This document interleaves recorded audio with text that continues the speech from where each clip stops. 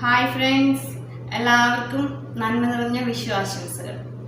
ഇന്ന് ഞാൻ ഉണ്ടാക്കി കാണിക്കാൻ പോകുന്നത് നമ്മൾ സദ്യക്കൊക്കെ കഴിക്കുന്ന ക്യാബേജ് ക്യാരറ്റ് തോരനാണ്. അതെങ്ങനെയാണ് നമ്മൾ സദ്യക്കൊക്കെ കഴിക്കുന്ന അതേ ടേസ്റ്റോടു കൂടി വീട്ടിലുണ്ടാക്കുന്നതെന്ന് നമുക്കൊന്ന് കണ്ടു നോക്കാം. അപ്പം ഞാൻ തോരൻ ഉണ്ടാക്കാൻ വേണ്ടി ഈ ഒരു ബൗളിൽ ക്യാബേജ് അരിഞ്ഞ് വെച്ചിട്ടുണ്ട്, ചെറുതായിട്ട് അരിഞ്ഞത്. പിന്നെ അതിൻ്റെ പകുതിയോളം ക്യാരറ്റും ഗ്രേറ്റ് ചെയ്ത് വെച്ചിട്ടുണ്ട്. പിന്നെ വേണ്ടത് ഒരു സവാള ചെറുതായിട്ട് അരിഞ്ഞത്. പിന്നെ ഈ ക്യാബേജിനൊക്കെ ഒരു മണമുണ്ട്, അപ്പോൾ അത് മാറാൻ വേണ്ടി ഒരു ചെറിയ പീസ് ഇഞ്ചി ചെറുതായിട്ട് അരിഞ്ഞതുണ്ട്. പിന്നെ ഇതിലേക്ക് വേണ്ടി എരിവിന് വേണ്ടി ഒരു 2 പച്ചമുളക് ചെറുതായിട്ട് അരിഞ്ഞത്. പിന്നെ ആവശ്യത്തിന് കറിവേപ്പില. പിന്നെ നമുക്ക് തോരനിലേക്ക് വേണ്ട തേങ്ങ കുറച്ച് കൂടുതൽ വേണം, എന്നാലേ തോരന് നല്ലൊരു ടേസ്റ്റ് ഉണ്ടാവും. അപ്പോൾ ഇതെല്ലാം കൂടി നമുക്കൊന്ന് മിക്സ് ചെയ്യാം. ആദ്യം നമുക്കൊരു വലിയ ബൗൾ എടുക്കാം. അതിലേക്ക് നമുക്ക് എടുത്ത് വെച്ചിരിക്കുന്ന ക്യാബേജ് ഇട്ട് കൊടുക്കാം. അതിലേക്ക് ക്യാരറ്റ് ഗ്രേറ്റ് ചെയ്ത് ഇട്ട് കൊടുക്കാം. ഇതിലേക്ക് നമ്മൾ എടുത്ത് വെച്ചിരിക്കുന്ന ഉള്ളി ഇട്ട് കൊടുക്കാം, ഒനിയൻ. ഇതിലേക്ക് അരിഞ്ഞ് വെച്ചിരിക്കുന്ന ഇഞ്ചി, പച്ചമുളക്, പിന്നെ കറിവേപ്പില ഇട്ട് കൊടുക്കാം. ഇനി ഇതിലേക്ക് നമ്മൾ എടുത്ത് വെച്ചിരിക്കുന്ന തേങ്ങ ഇട്ട് കൊടുക്കാം. ഇനി ഇതിലേക്ക് ആവശ്യത്തിന് ഉപ്പും ഇട്ട് കൊടുക്കാം. ഇനി ഇതെല്ലാം കൂടെ കൈകൊണ്ട് നന്നായിട്ടൊന്ന് തിരുമ്മി യോജിപ്പിക്കണം. ഇങ്ങനെ ചെയ്യുമ്പോഴാണ് ഈ തോരന് നല്ലൊരു ടേസ്റ്റ് വരുന്നത്. ആവശ്യമുള്ളവർക്ക് ഇതിലേക്ക് ഒരു ലേശം മഞ്ഞൾപ്പൊടി ഇട്ട് കൊടുക്കാം. പക്ഷേ എനിക്ക് മഞ്ഞൾപ്പൊടി ഇടുന്നത് അത്ര ഇഷ്ടമല്ല, ഇങ്ങനത്തെ ഒരു കളറാണ് ഇഷ്ടം. മഞ്ഞൾപ്പൊടി ഒരുപാട് ഇടരുത്, ഒരു നുള്ള് ഇടാവുള്ളൂ, അല്ലെങ്കിൽ അതിൻ്റെ തോരൻ്റെ ടേസ്റ്റ് തന്നെ മാറിപ്പോവും ഒരുപാട് മഞ്ഞൾപ്പൊടി ഇട്ടാൽ.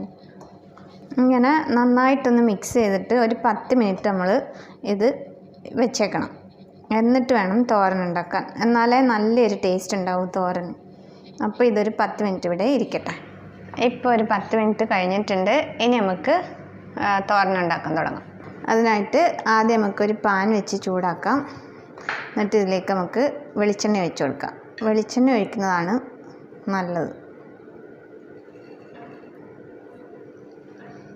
കുറച്ച് കൂടുതൽ തന്നെ വെളിച്ചെണ്ണ ഒഴിച്ച് കൊടുക്കാം, എന്നാൽ നല്ലൊരു ടേസ്റ്റ് ഉണ്ടാവും. ഇപ്പോൾ എണ്ണ ചൂടായിട്ടുണ്ട്. നമുക്കിതിലേക്ക് കടുക് ഇട്ട് കൊടുക്കാം. കടുക് പൊട്ടുമ്പോൾ നമുക്കിതിലേക്ക് വറ്റൽമുളക് ഇട്ട് കൊടുക്കാം.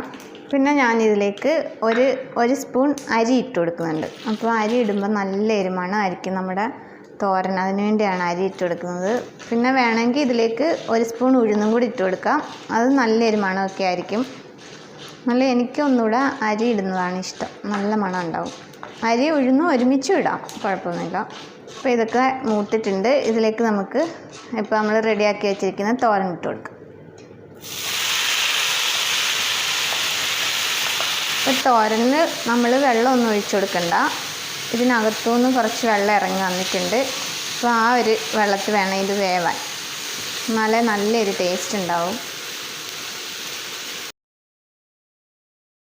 തോരനിലേക്ക് നമ്മൾ വെള്ളം ഒന്നും ഒഴിച്ചു കൊടുക്കാൻ പാടില്ല, ഇതിനകത്തുനിന്ന് കുറച്ച് വെള്ളം ഇറങ്ങി വന്നിട്ടുണ്ട്. അപ്പോൾ അതിൽ വേണം ഇത് വേവാൻ, എന്നാലേ നല്ലൊരു ടേസ്റ്റ് ഉണ്ടാവും.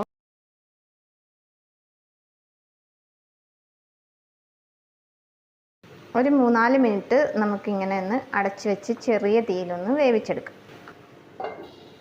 ഇപ്പോൾ ഇതൊരു 3-4-5 മിനിറ്റ് ആയിട്ടുണ്ട്. നമുക്കൊന്ന് തുറന്ന് നോക്കാം. അങ്ങനെ നമ്മുടെ തോരനെല്ലാം റെഡി ആയിരിക്കുന്നുണ്ട്. ഇതിനകത്ത് വെള്ളമെല്ലാം വറ്റിയിട്ടുണ്ട്, വെന്ത് കുഴഞ്ഞിട്ടൊന്നുമില്ല, പാകത്തിന് വെന്തിട്ടുണ്ട്. ഇനി ഇതിലേക്ക് നമുക്ക് ഒരു ചെറിയ സ്പൂൺ കുരുമുളക് പൊടി ഇട്ട് കൊടുക്കാം. അപ്പോഴാണ് നമ്മുടെ തോരന് നല്ലൊരു ടേസ്റ്റ് വരുന്നത്. ഇങ്ങനെ ചെയ്ത് നോക്കിയിട്ടില്ലാത്തവർ ഒന്ന് ട്രൈ ചെയ്ത് നോക്കണം കേട്ടോ, എല്ലാവർക്കും ഇഷ്ടമാവും, നല്ലൊരു ടേസ്റ്റ് ആയിരിക്കും. അപ്പോൾ ഈ തോരൻ എല്ലാവർക്കും ഇഷ്ടമായി കാണുമെന്ന് വിചാരിക്കുന്നു. ഇഷ്ടമായവരൊക്കെ ഒന്ന് ലൈക്ക് ചെയ്യണം, കമൻറ്റ് ചെയ്യണം. പിന്നെ സബ്സ്ക്രൈബ് ചെയ്യാതെ ആരെങ്കിലും വീഡിയോ കാണുന്നുണ്ടെങ്കിൽ ഒന്ന് സബ്സ്ക്രൈബ് ചെയ്ത് സപ്പോർട്ട് ചെയ്യണം. അപ്പോൾ ഇനി അടുത്ത നല്ലൊരു വീഡിയോയിലൂടെ കാണുന്നത് വരേക്കും എല്ലാവർക്കും ഹാപ്പി വിഷു.